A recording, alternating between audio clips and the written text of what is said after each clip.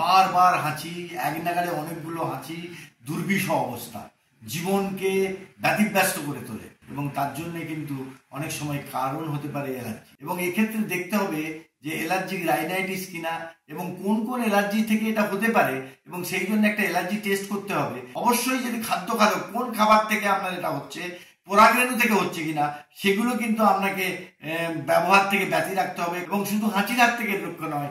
এবং এই অ্যালার্জি জনিত কারণে আপনার হাঁপানি, অ্যাজমা এগুলো কিন্তু হতে পারে এবং তার হাত থেকেও রক্ষা পেয়ে যাবেন।